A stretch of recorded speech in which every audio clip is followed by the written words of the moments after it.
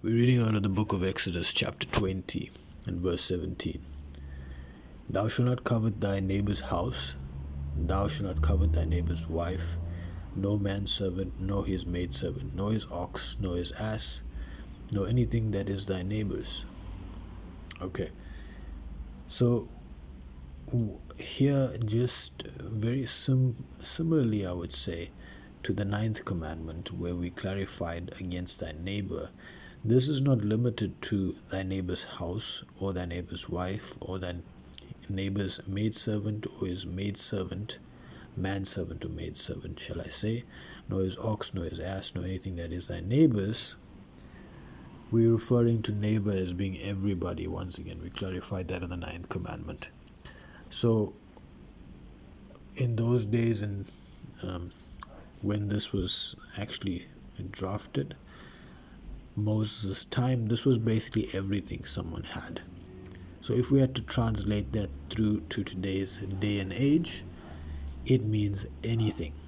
So their cars, their land, their building, and maybe I'm going in reverse order here. Let's just define coveting. So coveting means wanting something that is exactly made in nature, but it belongs to somebody else. So if you're looking at your neighbor's car, or you're looking at your neighbor's house, or your neighbor's wife, or maybe it is the neighbor's clothes, or the way they do something, or the property they have, or the business they have, there's so many things in today's day and age that you might want to covet. The Bible is saying the moment that you covet something that it's not yours and was meant for somebody else, this is breaking the 10th commandment. So thou shalt not covet, and it's not limited to what is stipulated here in verse 17. It pertains to everything that somebody else might own or have. Sometimes it might not be actually physical. Sometimes you might like the way a person looks, and you might covet that.